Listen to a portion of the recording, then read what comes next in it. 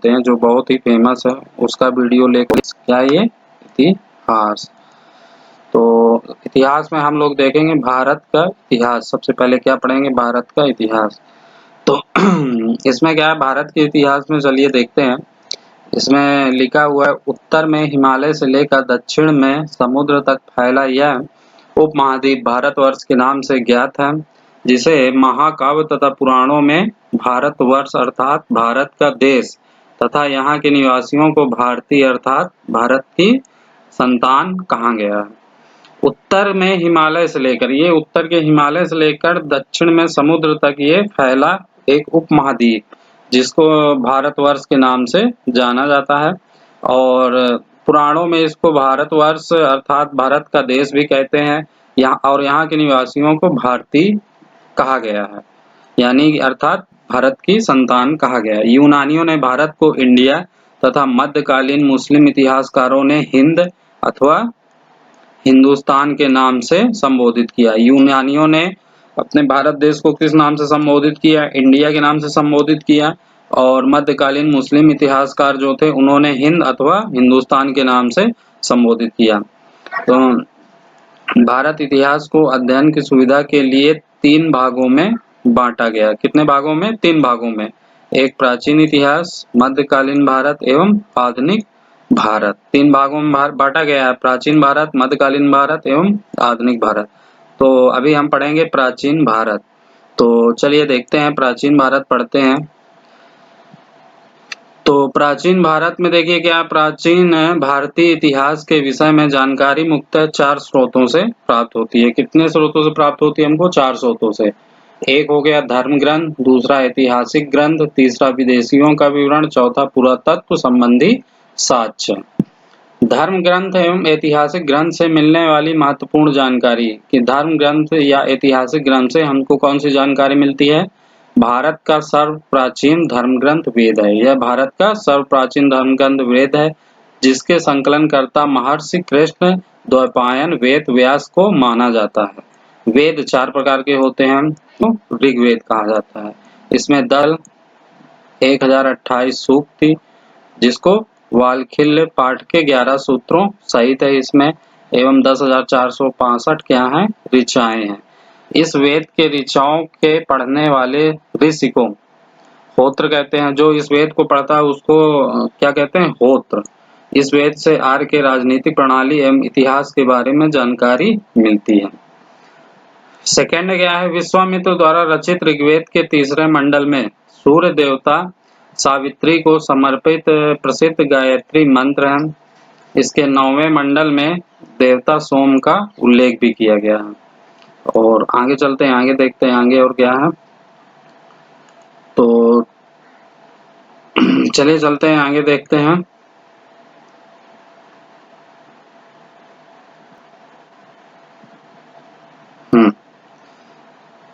और आगे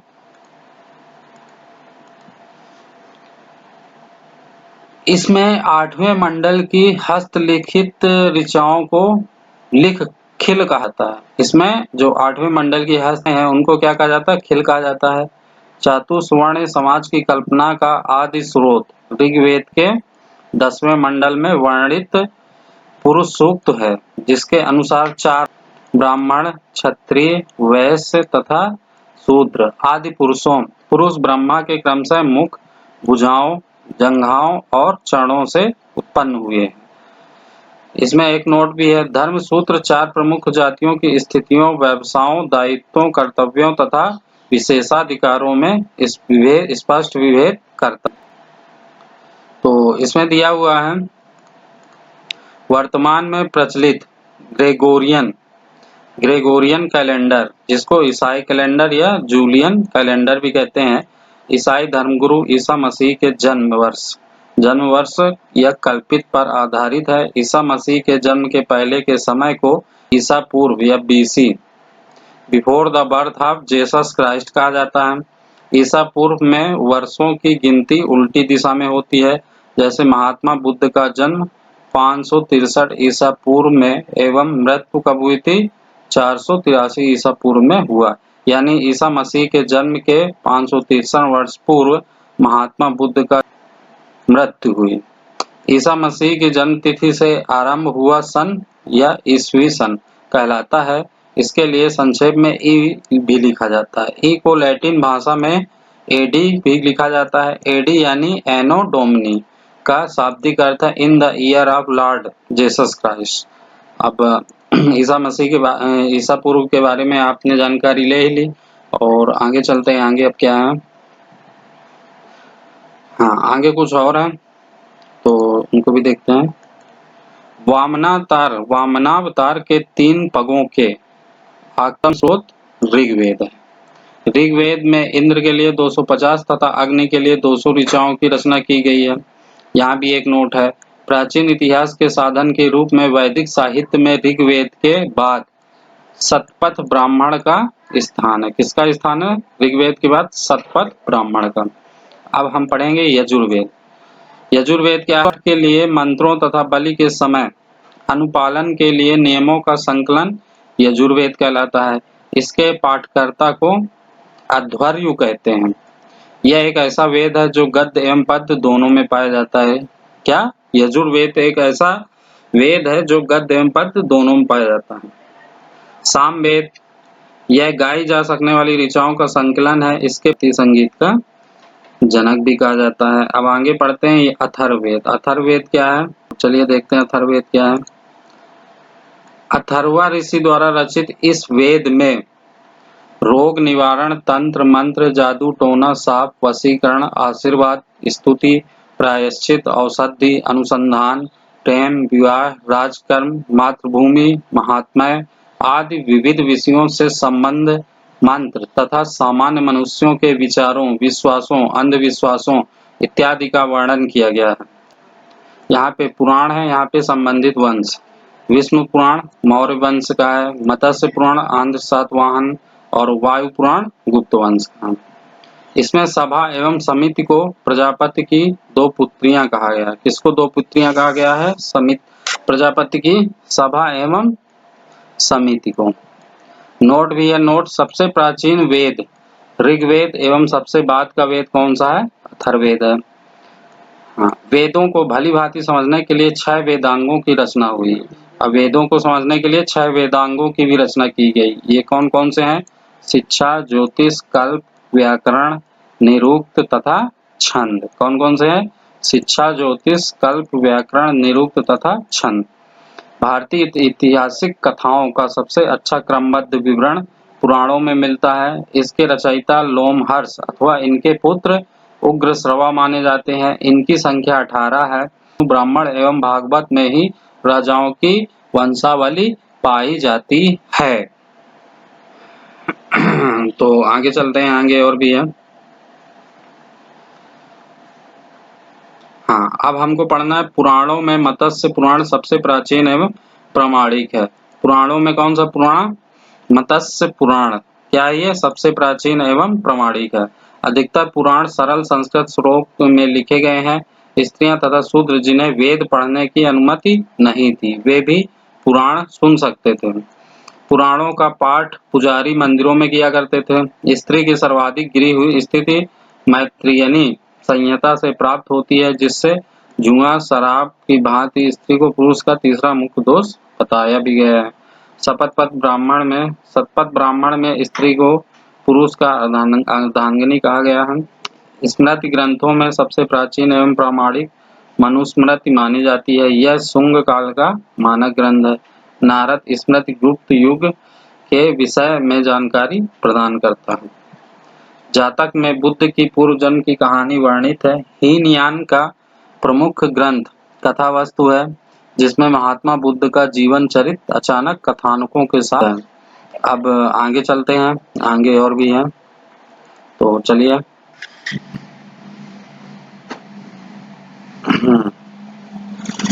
तो देखते हैं आगे क्या है। जैन साहित्य को आगम कहा जाता है। किसको? जैन साहित्य। जैन साहित्य को आगम कहा जाता है। जैन धर्म का प्रारंभिक इतिहास कल्प सूत्र से ज्ञात होता है। जैन ग्रंथ भगवती सूत्र में महावीर के जीवन कृत्यों तथा अन्य समकालिकों के साथ उनके संबंधों का विवरण मिलता है। अर्थशास्त्र पुस्तक के लेखक चाणक्य, कौटिल्य या विष्णुगुप्त हैं। यह 15 अधिकरणों एवं क्रमबद्ध लिखने का सर्वप्रथम प्रयास कल्हड़ के द्वारा किया गया। किसके द्वारा किया गया? कल्हड़ के द्वारा किया गया। कल्हड़ द्वारा रचित पुस्तक राजतरंगिणी है, जिसका संबंध कश्मीर के इतिहास से। किससे है? कश्मीर के इतिहास से। ये पॉइंट आप हाईलाइट कर लीजिए और इसको याद रखिएगा। अरबों की सिंध विजय का वृत्तांत चचनामा लेखक अली अहमद में सुरक्षित है। अष्टाध्यायी संस्कृत भाषा व्याकरण की प्रथम पुस्तक के लेखक कौन है? पाणिनि। इसको भी याद रखिएगा। अष्टाध्यायी क्या है? संस्कृत भाषा व्याकरण की प्रथम पुस्तक के लेखक पाणिनि हैं। इससे मौर्य के पहले का इतिहास तथा मौर्य युगीन राजनीतिक अवस्था की जानकारी प्राप्त होती है। ये चीजें आप नोटबुक और पेन लेके बैठ जाइए तो इनको लिखते जाइएगा, जो इम्पोर्टेंट है इसमें। अब आगे देखते हैं। कात्यायन की गार्गी संहिता एक ज्योतिष ग्रंथ है। ये भी आप नोट कर लीजिए। कात्यायन की गार्गी संहिता एक ज्योतिष ग्रंथ है। फिर भी इसमें भारत पर होने वाले यवन आक्रमण का उल्लेख मिलता है। पतंजलि पुष्यमित्र शुंग के पुरोहित थे। इनके महाभाष्य से शुंगों के इतिहास का पता चलता है। अब आगे देखते हैं, आगे पढ़ेंगे।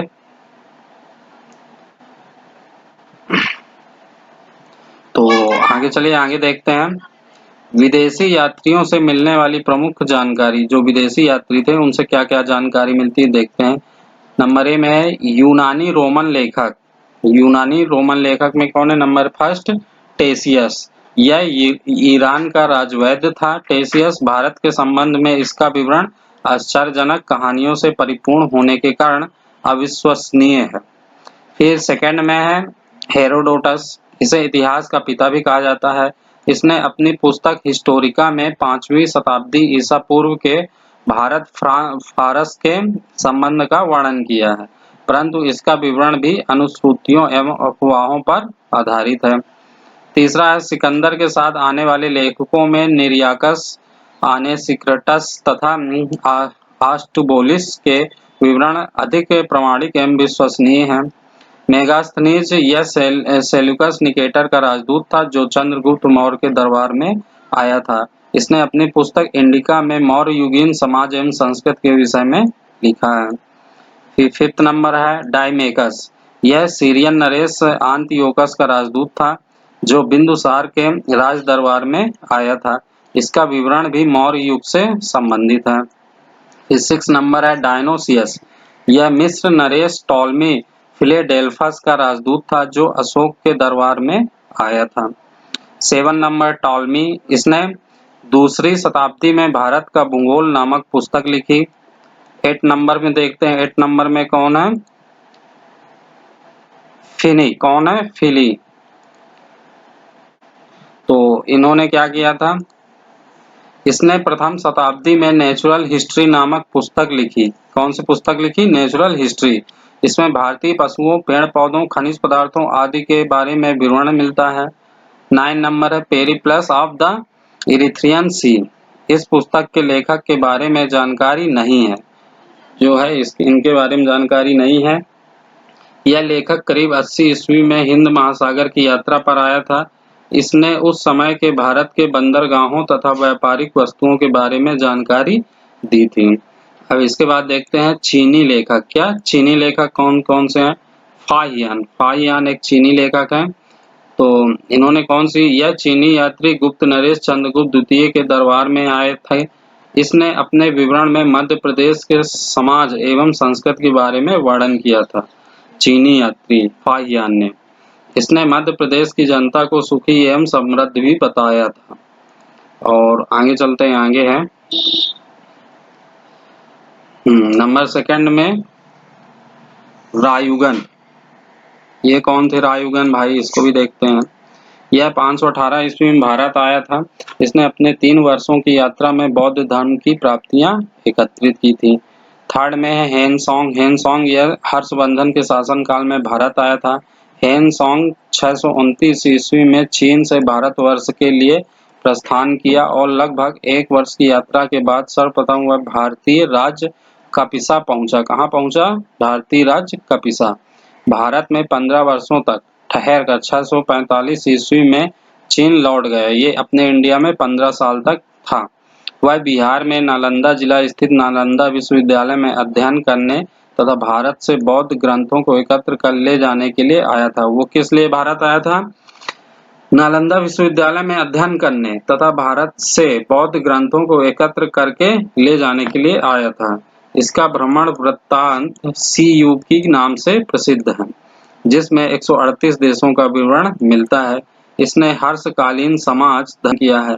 इसके अनुसार सिंध का राजा कौन था? शूद्र था। इसमें नोट है, हेन सॉन्ग के अध्ययन के समय नालंदा विश्वविद्यालय के कुलपति आचार्य शीलभद्र थे। मतलब जब वो अध्ययन करने के लिए, पढ़ने के लिए नालंदा विश्वविद्यालय आया था, तो उस समय वहाँ के कुलपति जो आचार्य थे वो कौन थे? शीलभद्र थे। अब आगे चलते हैं, आगे देखते हैं। नंबर 4 है इत्सिंग। यह 7वीं शताब्दी के अंत में भारत आया। इसने अपने विवरण में नालंदा विश्वविद्यालय, विक्रमशिला विश्वविद्यालय तथा अपने समय के भारत का वर्णन किया था। अब C नंबर में देखते हैं अरबी लेखक। अरबी लेखक कौन कौन से हैं? अल बरूनी। अल बरूनी यह महमूद गजनवी के साथ भारत आया था। अरबी में लिखी गई उसकी कृति किताब उल हिंद या तहकीक ए हिंद, भारत की खोज, आज भी इतिहासकारों के लिए एक महत्वपूर्ण स्रोत है। यह एक विस्तृत ग्रंथ है जो धर्म और दर्शन, त्योहारों, खगोल विज्ञान, कीमिया, रीति रिवाजों तथा प्रथाओं, सामाजिक जीवन, भारतौल तथा मापन विधियों, पूर्ति कला, कानून, मापतंत्र, विज्ञान आदि विषयों के आधार पर 80 अध्यायों में विभाजित है। इसमें राजपूत कालीन समाज, रीति रिवाज, राजनीति आदि पर सुंदर प्रकाश डाला गया। सेकंड नंबर, दूसरे नंबर पर है इब्न बतूता। ये भी अरबी लेखक है। इसके द्वारा अरबी भाषा में लिखा गया उसका यात्रा वृत्तांत, जिसे रेहला कहा जाता है, 14वीं शताब्दी में भारतीय उपमहाद्वीप के सामाजिक तथा सांस्कृतिक जीवन के विषय में बहुत ही प्रचुर तथा सबसे रोचक जानकारियां देता है। 1333 ईस्वी में दिल्ली पहुंचने पर इसकी विद्वता से प्रभावित होकर सुल्तान मोहम्मद बिन तुगलक ने उसे दिल्ली का काजी या न्यायाधीश नियुक्त किया था। और आगे चलते हैं, आगे और भी है। अब अन्य लेखक आए थे अपने इंडिया में, तो उनके बारे में जानकारी ले लेते हैं कि अन्य लेखक कौन कौन से हैं। तो चलिए देखते हैं। तारानाथ नंबर 1 में है। तारानाथ यह एक तिब्बती लेखक थे। इसने कंग्यूर तथा तंग्यूर नाम ग्रंथ की रचना की थी। कौन कौन सी? एक कंग्यूर हो गई, एक तंग्यूर हो गई, नाम की ग्रंथ की रचना की थी। इसने भारतीय इतिहास के बारे में जानकारी मिलती है। फिर सेकंड में है मार्को पोलो। यह 13वीं शताब्दी के अंत में पांड्य देश की यात्रा पर आया था। इसका विवरण पांड्य इतिहास के अध्ययन के लिए उपयोगी है। इसके बाद पुरातत्व संबंधी साक्ष्य से मिलने वाली जानकारी। 1400 ईसा पूर्व के अभिलेख बोगाज कोई एशियन माइनर से वैदिक देवता मित्र, वरुण, इंद्र और नासत्य अश्विनी कुमार के नाम मिलते हैं।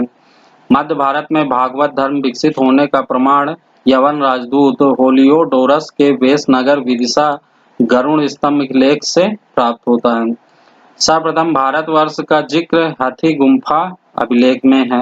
सर्वप्रथम दुर्भिक्ष की जानकारी देने वाला अभिलेख सौहागोरा अभिलेख है। सर्वप्रथम भारत पर होने वाले हूण आक्रमण की जानकारी भीतरी स्तंभ लेख से प्राप्त होती है। सती प्रथा का पहला लिखित साक्ष्य एरण अभिलेख शासक भानुगुप्त से प्राप्त होती है। और आगे देखते हैं वीडियो को, आगे चलते हैं। हाँ, तो आगे यहाँ पे देखते हैं, थोड़ा धुंधला है मगर आप लोग मैनेज कर लीजिएगा।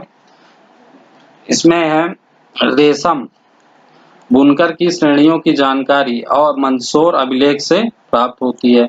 कश्मीर नवपाषाणिक पुरास्थल बुर्ज होम से गर्दावास, जिसको गड्ढा घर का साक्ष्य का मिला है, इनमें उतरने के लिए सीढ़ियां होती थी। प्राचीनतम सिक्कों को आहत सिक्के कहा जाता था। इसी को साहित्य में कासार्पण भी कहा गया है। सर्वप्रथम सिक्कों पर लेख लिखने का कार्य यवन शासकों ने किया। समुद्रगुप्त की वीणा बजाती हुई मुद्रा वाले सिक्के से उसके संगीत प्रेमी होने का प्रमाण मिलता है। ये देखते हैं, अरिकमेडु पुदुचेरी के निकट से रोमन सिक्के प्राप्त हुए हैं। और इसमें नोट भी है। एक नोट क्या है, सबसे पहले भारत के संबंध बर्मा, सवर्ण भूमि, वर्तमान में म्यांमार, मलाया, स्वर्णद्वीप, कंबोडिया, कंबोज और जावा यव द्वीप से स्थापित हुए हैं। अब थोड़ा हम लोग पढ़ेंगे महत्वपूर्ण अभिलेख। क्या पढ़ेंगे? महत्वपूर्ण अभिलेख। तो चलिए चलते हैं, देखते हैं महत्वपूर्ण अभिलेख में क्या है। तो इसमें है, एक तरफ अभिलेख लिखा हुआ है और एक तरफ क्या लिखा हुआ है? शासक। एक तरफ का अभिलेख लिखा, एक तरफ शासक। तो सबसे पहले हाथी गुम्फा अभिलेख, तिथि रहित अभिलेख। इसमें कोई तिथि नहीं थी। इसके शासक कौन थे? कलिंग राज खारवेल। जूनागढ़ गिरनार अभिलेख, इसके शासक रुद्र दामन थे। नासिक अभिलेख, इसके शासक गौतमी बलश्री थे। प्रयाग अभिलेख, प्रयाग स्तंभ अभिलेख, इसके शासक समुद्रगुप्त थे। ऐहोल अभिलेख, इसके शासक पुलकेशिन सेकंड थे। मंदसौर अभिलेख, इसके शासक मालवा नरेश यशोवर्मन थे। ग्वालियर अभिलेख, इसके शासक प्रतिहार नरेश भोज थे। भित्री एवं जूनागढ़ अभिलेख, इसके शासक स्कंद गुप्त थे। देवपाड़ा अभिलेख, इसके शासक बंगाल शासक विजय सेन थे। नोट है, अभिलेखों का अध्ययन एपिग्राफी कहलाता है। कौन सा ग्राफी कहलाता है? एपिग्राफी। अगर हम किसी अभिलेख का अध्ययन करते हैं तो वो क्या कहलाता है? एपिग्राफी कहलाता है। तो कैसा लगा दोस्तों आप आज का वीडियो? अब अगले पार्ट में हम लोग पढ़ेंगे प्रागैतिहासिक काल। क्या पढ़ेंगे? प्रागैतिहासिक काल। तो आज के लिए बस इतना ही। अगर हमारे वीडियो में जो नए जुड़े हों तो प्लीज़ वीडियो को लाइक करिए, शेयर जितना ज़्यादा से ज़्यादा हो सके शेयर करिए और चैनल को सब्सक्राइब करिए। धन्यवाद।